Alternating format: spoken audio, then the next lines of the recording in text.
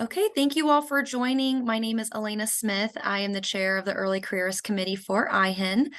Thank you all so much for joining today with us. We have Kim.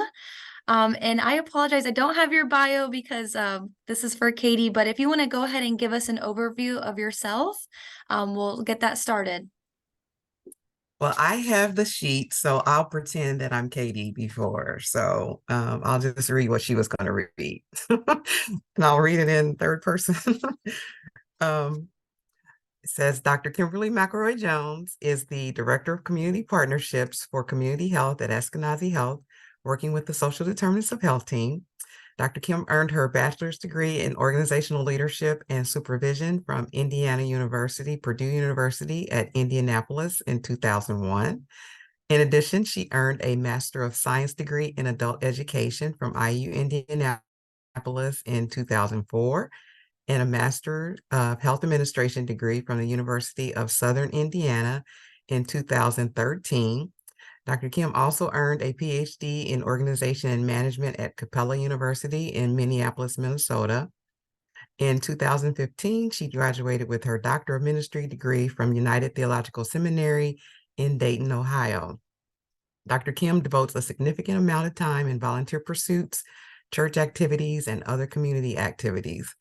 Dr. McElroy Jones is a fellow of the American College of Healthcare Executives, treasurer of the board of the Indiana Healthy Marriage and Family Coalition, member of the board of United Northeast CDC, Firefly, Children and Family Alliance, and the Avondale Meadows YMCA. She is a former board member of Outreach Incorporated and the Madam Walker Center. She is a faithful member of Delta Sigma Theta Sorority Incorporated, serving currently as first vice president. And Dr. Kim is a native of Indianapolis, and she's very passionate about improving the quality of life of others. She is particularly excited about being involved in making a positive impact in reducing the gaps which exist in community through educational programming and other innovative projects. And by pursuing work which assists marginalized communities, she is fulfilling one of her major missions in life. And that is my intro. Wow, what an incredible journey to this point. I didn't know any of that about you. So even as a speaker right now, thank you so much for joining. It sounds like you bring a lot to the table, your education experience and, all your motivation in life. So it's a pleasure to have you here with us today, Dr. Elroy Jones. Do you want to tell us a little bit more, about yourself on a personal level, or even just, to get us started of a fun fact about yourself? Right. So the fun fact, as you heard me read my bio, you might have detected a little bit of chronic overachiever.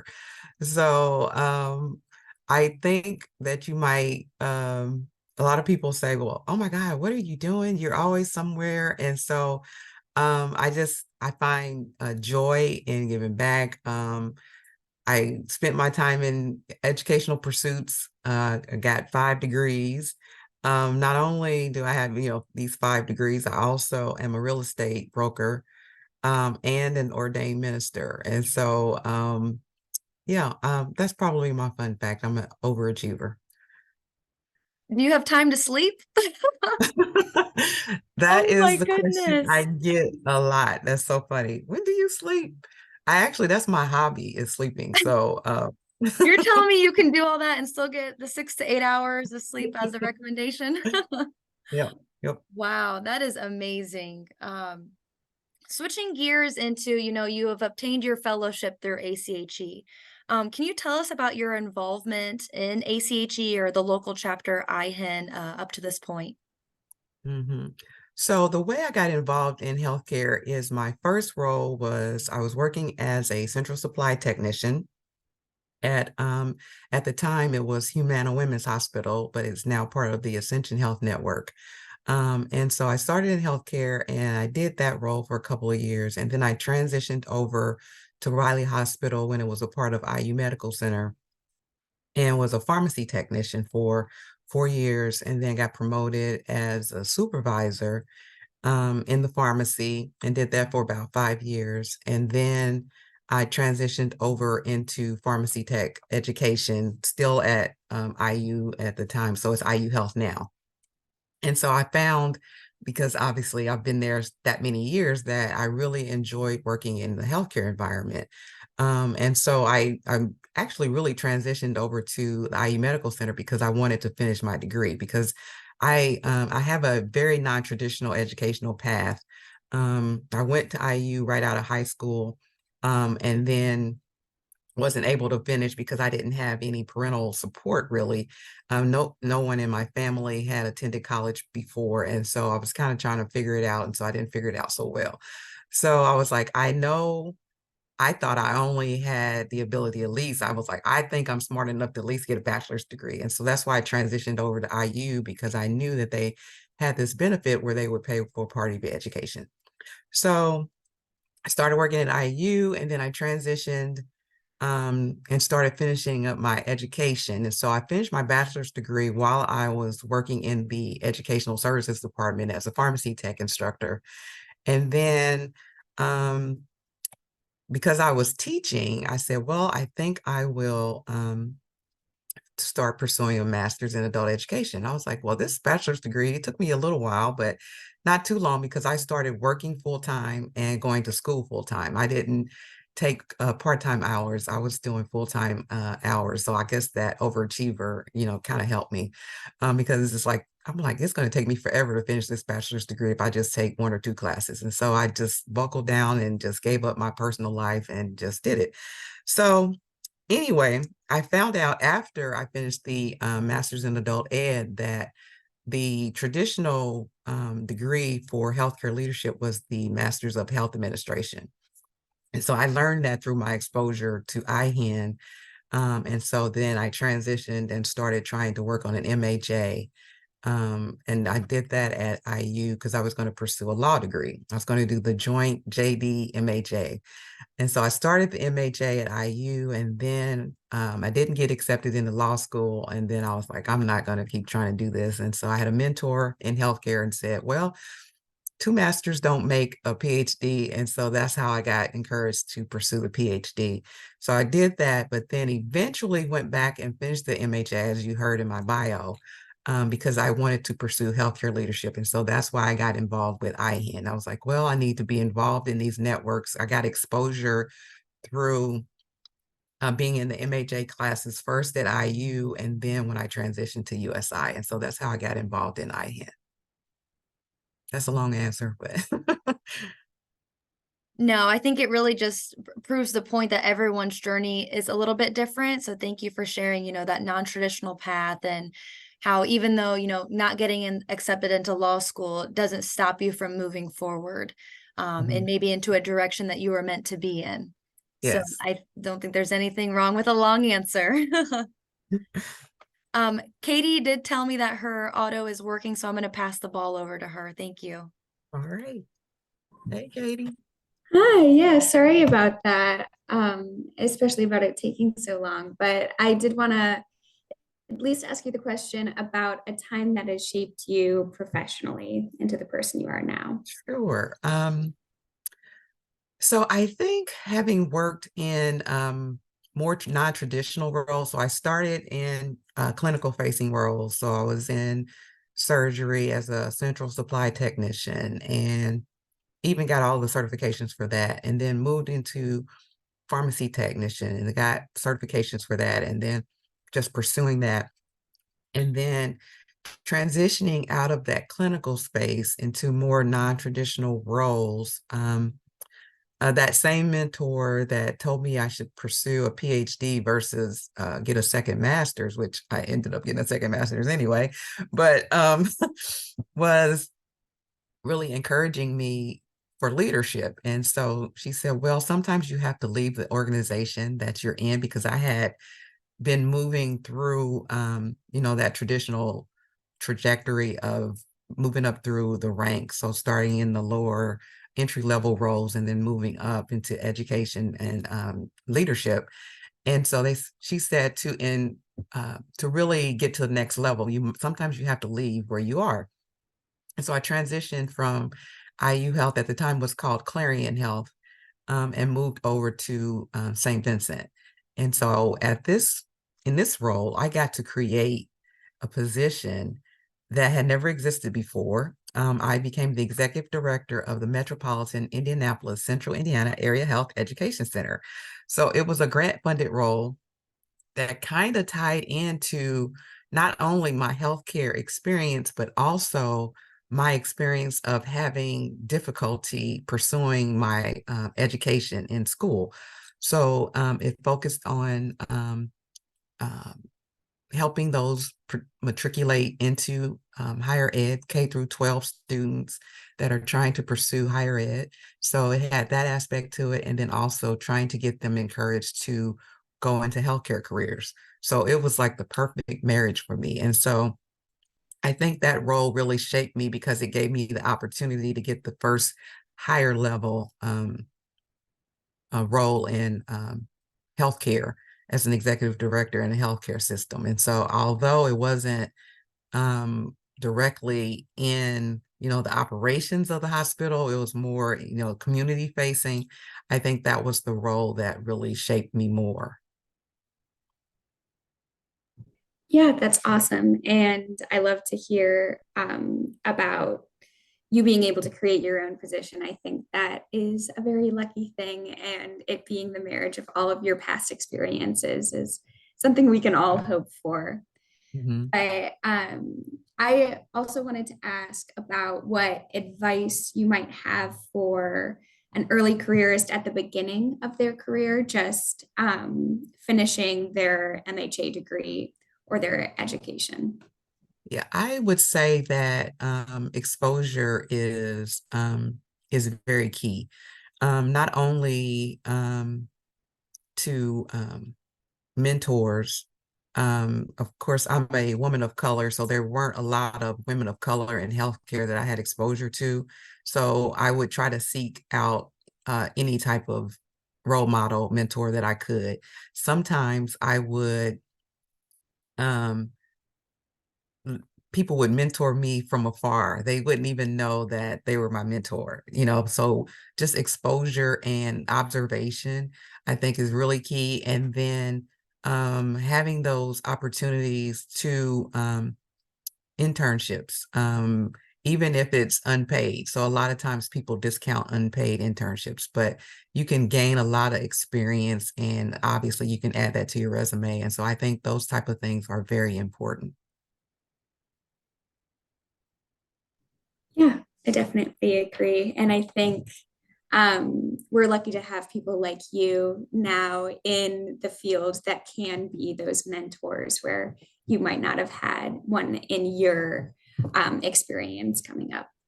Last question for me before I'll turn it over to questions from everybody else is just what change or impact would you like to have on the healthcare industry in your career? Um, I think it is really shaping what the future of healthcare looks like. I think with value-based care, I've been hearing about it for, years and years, and I think that that shift is a little difficult for, healthcare industry and payers, and I understand all of that. But I think we really need to make that shift from um, treatment of sickness to prevention. One of the things that I'm excited about is in my current role, we're really working on the social determinants of health and tying in how the 80% of the things that happen outside of the healthcare system really impact the health of a patient. And so really understanding the uniqueness and being innovative in how we approach healthcare in the future. I think, we've been treating illness for all these years, and people aren't getting better. Chronic disease, you have pockets of individual success, but I would like to see broader community-based success where we're really impacting communities so that the health of our city and community is a lot stronger. Yes, of course. I think, yeah, that shift towards public health in the social determinants of health is getting a lot more of like common knowledge or a lot Mhm. more eyeballs on all of that. So it's nice to see, or it's fun to imagine what the future of healthcare could look like. Uh, I would like to turn it over to anybody else that has a question that they might like to ask, and give them the floor. So um, feel free to unmute and ask away if you have something. Don't bite.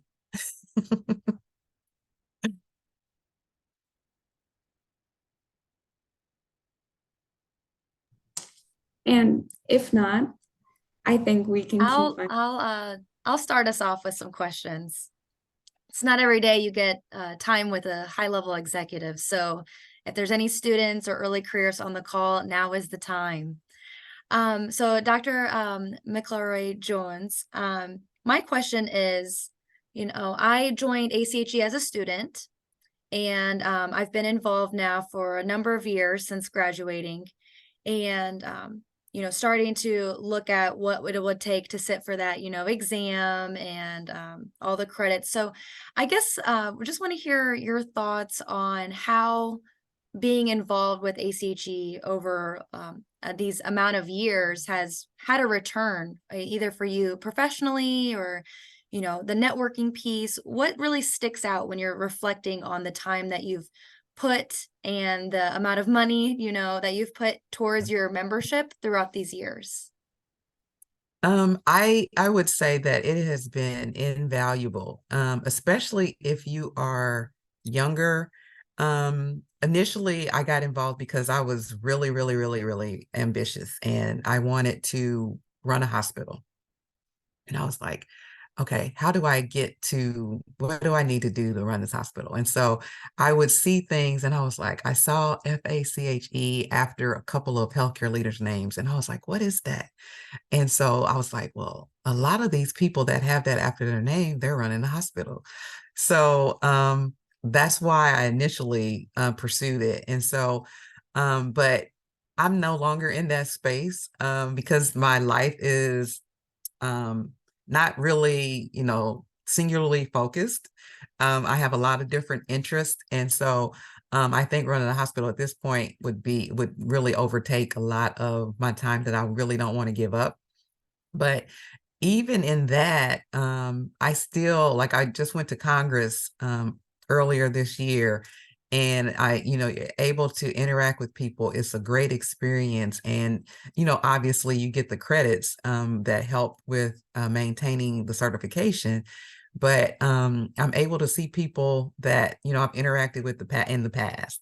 I've actually been on both sides. I've been a person that had their resume reviewed by other leaders. They have a session where they do that, where they help you with your resume and talk about different ways, and you can network. And um, if I was in a different space, I could probably have done it and pursued even more, gone up higher in healthcare, but I really didn't want to move. But there are opportunities for mobility if you're able to move. And so I think it's just really been valuable because it's one of the best conferences that I go to. It's like a big show and it's just amazing. And so you get to meet a lot of different people and make connections. And so you never know what those connections could lead to. That's wonderful. I love the Chicago Congress. I think it's a lot of fun. Yeah. We do have a question in the chat that I'll just read to you. Okay. You mentioned the importance of mentorship and exposure. As someone who is not 100% sure what they want to do after graduation, how would you recommend seeking out a mentor? Hmm. I think it's really look around. When you are in classes, observing people, you observe, there's professors, and then your professors can probably point you in a direction. I remember, oh my gosh, why can't I remember her last name? I'm getting older.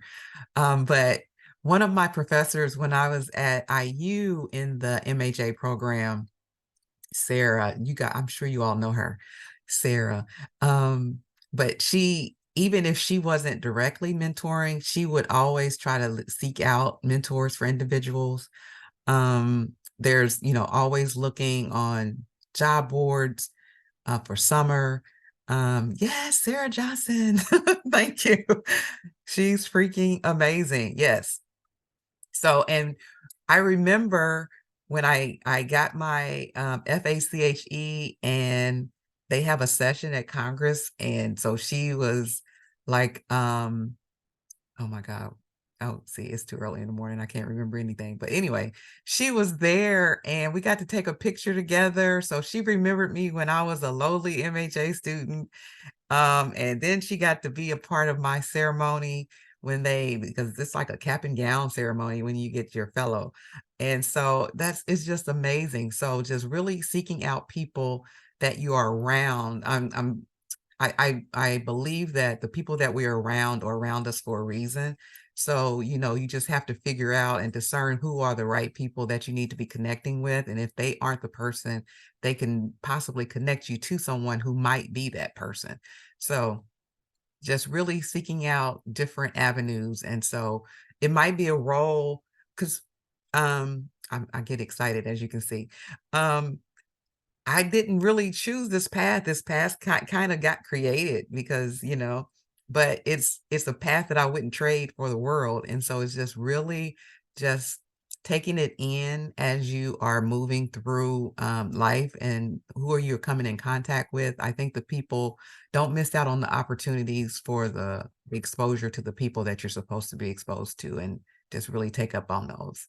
Take a look up, take up on those opportunities. Yeah, I think that's a wonderful answer to that question. Another question from the chat is, how do you measure success in your role as it is currently, I'm assuming? That is a great question. My role, so I've been in my current role for about 2.5 years, and I work with a wonderful, wonderful team. And we're actually, the reason I really enjoy this team is because we are charting that path that hasn't been created in the social determinants of health space. So for me, is success really is about, am I passionate about what I'm doing? Am I making an impact? And so it's not really about, did I attain a certain level? It's about where I am, because it's never been about the job title for me. It's always been about what the work involved. And so that would be success to me. What am I happy? Do I feel passionate about what I'm doing when I get up in the morning? And because I'm at the age that I am now, I'm about, I'm not about trying to, keep going up the ladder. I'm about, what legacy am I leaving behind? And what contributions am I leaving for those that are coming behind me? Yeah, that is awesome. And I think that as somebody who got into this field because of really a calling, that is a great way to measure success, because Exactly. it's really about what you're passionate about, which is giving back. Mm-hmm. So last question before we wrap up. Could you walk us through a day in your life as a director of community partnerships? Oh my gosh. The fact that I can't is why I really love my job. So I'm in a million meetings, all of them valuable. Uh, um, I spend a lot of time with community partners. We're trying to create, what we're really trying to do is come up with, we kind of have a strategy, but we're trying to systematize the way that we operate outside of the walls of the hospital. So we're involved, we've categorized the social determinants of health into 8 categories: housing, transportation, food, mental wellness, economic development, all of that. And so one of the things that I'm leading is that I'm leading the housing area where we're trying to come up with a strategic plan for that. I also spend time because we're building a new health center on the northeast side of Indianapolis. So I spent time developing the neighborhood engagement strategy for that facility. And then yesterday I was on TV because I was talking about the new health center. We're trying to do art and get people to bring art because we want art from the community that's in this new health center. Um, and then, so I absolutely love what I'm doing. And so ultimately what I want to do is, because I was born and raised in Indianapolis. I was born at Eskenazi Health when it was General Hospital. Um, and so I want to leave a legacy of this community being healthier because of the strategies that we came up with and as a part of the social determinants of health team. And so we want to evaluate what we're doing. And so we're trying to build all of that from a foundational perspective. And so Eskenazi has always been in the business of taking care of, under-resourced individuals and those that have been marginalized. And so we just want to systematize it and make it more strategic in how we are investing in our neighbors in the Indianapolis community. Sorry, I have long answers. No, that's perfectly fine. I mean, it sounds like you do a lot. And I actually saw that call out for the community health on my LinkedIn and, in different news reports. So that's cool to hear that you were involved in that. Yeah. It's awesome.